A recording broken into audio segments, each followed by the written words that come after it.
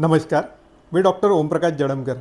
आपल्या सर्वांना माहीत आहे की चालणे म्हणजेच वॉक हा सर्वात सोप्या आणि उत्तम व्यायामांपैकी एक आहे. आपल्यापैकी बरेच जण मॉर्निंगला किंवा इव्हिनिंगला वॉकला जात असतील. पण प्रश्न असा आहे की आपण खरोखर योग्य पद्धतीने वॉक करतो का?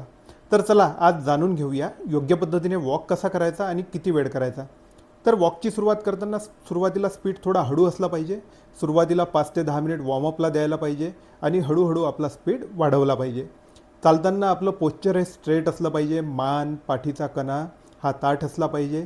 शोल्डर रिलॅक्स असले पाहिजे आणि हातांची हालचाल मागे पुढे नैसर्गिक पद्धतीने झाली पाहिजे. चालताना खूप मोठी पावले टाकण्याची आवश्यकता नाही. आरामदायी आणि नैसर्गिक लांबीची पावले टाकायची आणि पाय जमिनीवर टाकताना आपलं वजन हे टाचेकडून पंजाकडे जाईल या पद्धतीने टाकायचं. आता चालताना आपला स्पीड किती असला पाहिजे? तर आपण ब्रिस्क वॉक केला पाहिजे. ब्रिस्क वॉक म्हणजे आपण नॉर्मली ज्या स्पीडनी चालतो त्यापेक्षा आपला स्पीड थोडा जास्त असला पाहिजे.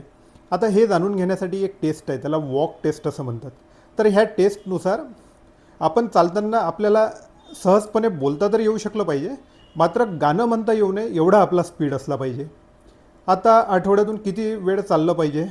तर गाईडलाईन्सनुसार एका सामान्य प्रौढ व्यक्तीने आठवड्यातून 150 मिनटे मॉडरेट इंटेन्सिटी एक्झरसाइजेस करायला पाहिजे. म्हणजे दररोज 30 ते 45 मिनिट आठवड्यातून 5 दिवस चाललं पाहिजे. तुम्हाला एवढं चालायला त्रास होत असेल तर काळजी करायची काहीही गरज नाही. तुम्ही सुरुवातीला 10 मिनिटांपासून पण सुद्धा सुरू करू शकता आणि हळूहळू आपला ड्युरेशन आणि आपलं स्पीड हा वाढवू शकता. आता मॉर्निंग वॉक करावा की इव्हिनिंग वॉक करावा? तुम्ही मॉर्निंग वॉक करा किंवा इव्हिनिंग वॉक करा, कॅलरीज ह्या बर्न होणार आहे, वजन कमी होणार आहे आणि त्याचा फायदा तुम्हाला मिळणारच आहे. तर तुम्ही ते तुमच्या दिनचर्येनुसार ठरवू शकता आणि त्यानुसार तुम्ही मॉर्निंग वॉक किंवा इव्हिनिंग वॉक करू शकता. लक्षात ठेवा, रेग्युलर वॉक करण्याने तुमच्या हृदयाचं आरोग्य सुधारतं, ब्लड प्रेशर, वजन नियंत्रणात ठेवण्यास मदत होते, ब्लड शुगर नियंत्रणामध्ये राहते आणि ओव्हरऑल हेल्थ बेनिफिट मिळतो.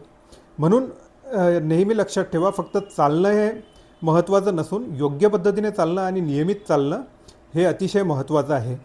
तुम्हीसुद्धा चालत नसाल तर चालायला सुरुवात करा. Happy walking. थँक्यू.